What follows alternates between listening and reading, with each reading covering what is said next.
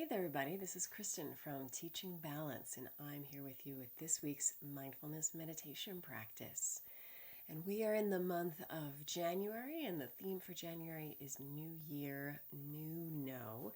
So, all of the videos and practices this month will have this theme, some sort of version of that.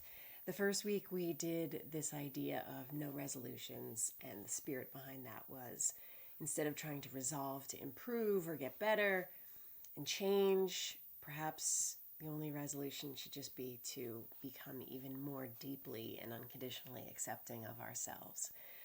There's so much value to that, and I can't tell you how much that has really served me, particularly in these last few years. So if it's something that you've been pondering or maybe considering, I cannot recommend it highly enough to be very deeply forgiving of and kind to yourself.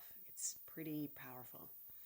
Now, of course, when we talk about New Year and New No, one of the things that I think most people probably think of is this idea of just saying no to things, saying no to responsibilities, saying no to invitations. I mean, there's so many variations on it.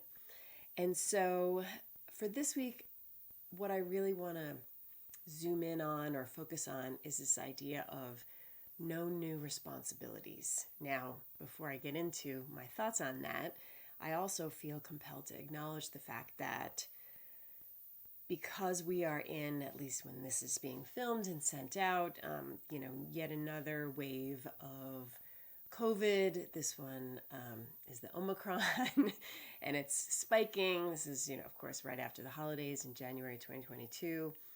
And the reason I'm referencing that is because things are continuing. We kind of have these moments of respite and being slightly better, and then they swing back and become more challenging again. And so I'm not sure what the coming months hold, particularly for those of us in education, and what that's going to look like going back theoretically to online. I'm not sure. But of course, there's a real irony to the fact that I'm saying that it's in your best interest to not sign up for any new responsibilities when in fact there are more and more things being asked of us and also people outside of education in light of the circumstances and also in personal lives like parents, etc.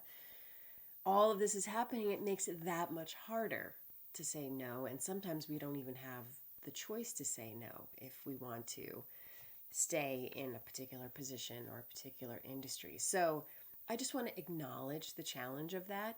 I'm not even touching on the fact that, we often don't say no because we are afraid of hurting people's feelings or disappointing them or letting them down. I mean, that's the kind of thing I would talk about a few years ago. Now it's like it's just about survival mode and being able to maintain a baseline degree of mental health. And so I want to acknowledge that. And I also would like to just offer out the fact that not every element of our lives is beyond our control, and there are things that we can actually have some agency over, and sometimes that can be connected to choosing to assume a new responsibility or choosing to do a new thing or whatever it might be. And I just would like to remind you to be particularly scrupulous about unscrupulous about being very thoughtful and not signing up for anything new unless perhaps there's an opportunity for you to let go of something else. So I think you get the idea.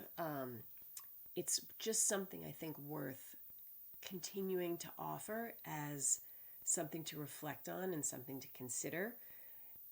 And even though it seems even more perhaps out of reach because of the direness of circumstances these days, it is the direness of circumstances these days that I think makes it that much more essential that we do whatever is within our power to conserve our energy, prioritize ourselves, our mental health, etc. So that is my invitation to you this week. do with it what you will. If you're feeling like it's just not landing for you, circle back to self-acceptance and self-kindness and just focusing on that, because honestly, I'm of the mind that you can't go wrong. So let's go ahead and do our meditation. We're going to sit for 10 minutes, allowing yourself just to settle in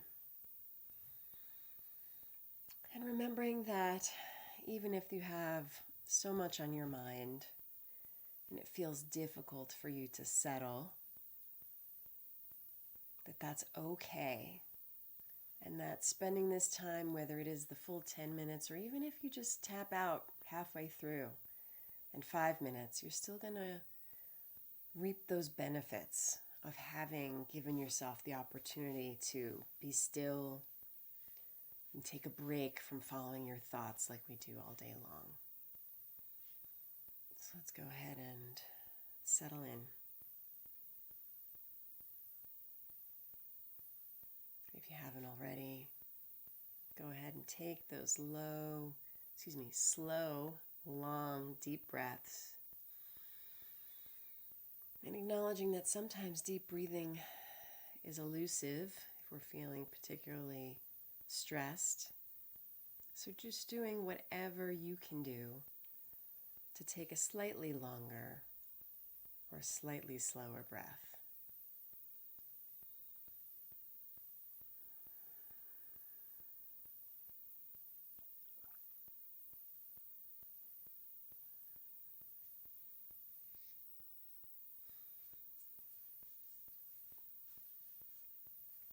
Allowing yourself just to be drawn to whatever anchor is feeling most resonant for you right now. It might be watching and paying attention to the sensations associated with your breath, the rising and falling of the abdomen or chest, the sensations of air around the nose or mouth, the way there's a slight rising on the inhale and descending on the exhale.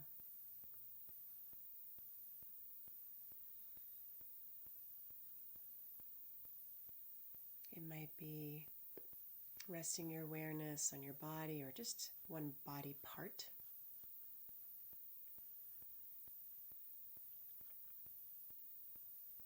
I tend to rest my awareness on my hands for some reason.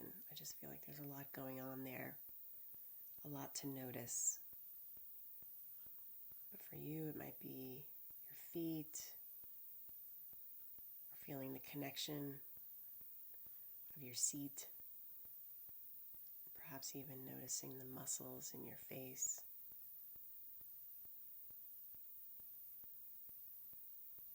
And then there's always sounds. I can hear the ticking of a clock in the next room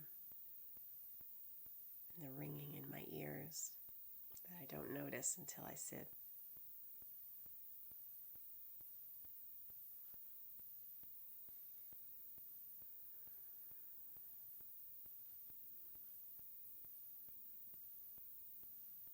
And bringing to this practice a quality of just being with things as they are. Letting go of any tendency to try to reach some sort of optimal mental state or desirable quality of peace. Those may occur, but it's actually more likely to occur when we decide to not strive for them and instead to just be deeply present to how things are. Whether you're feeling scattered or sleepy or some other emotion or a state of mind is feeling predominant, just that's how it is. And that is what you are objectively observing. So let's take a little time in silence and I'll check back in a little bit.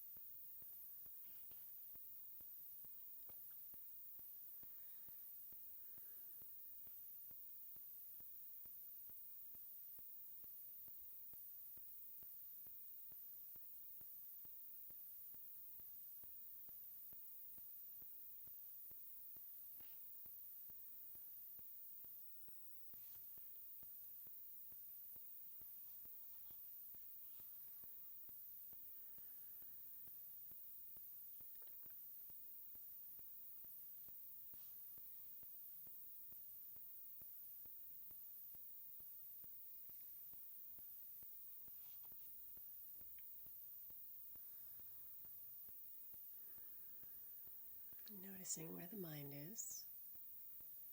If it's gotten lost in thought, remembering that's not a problem. And in the interest of keeping this whole thing a little lighter and a little more playful, my invitation to you is to just play with your attention for the last 2 minutes or so until the bell, and trying less hard to be focused,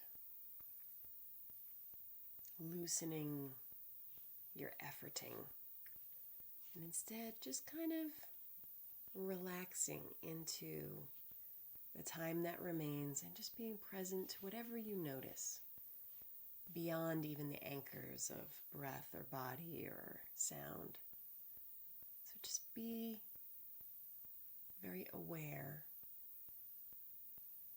for the time that remains until you hear that last bell. Let's do that together.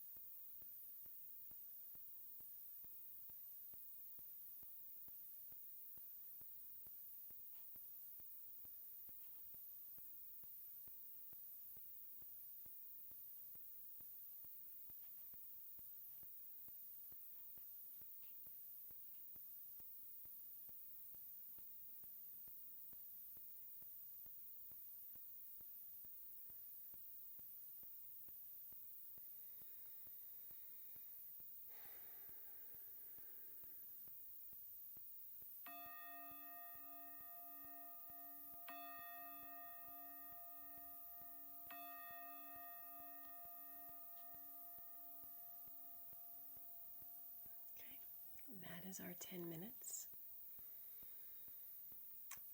That's all I have to say about that. I think you got the message at the beginning. So as always, thank you so much for taking this time for yourself, and thank you for allowing me to accompany you on this journey. I will see you next week. Take care. Bye.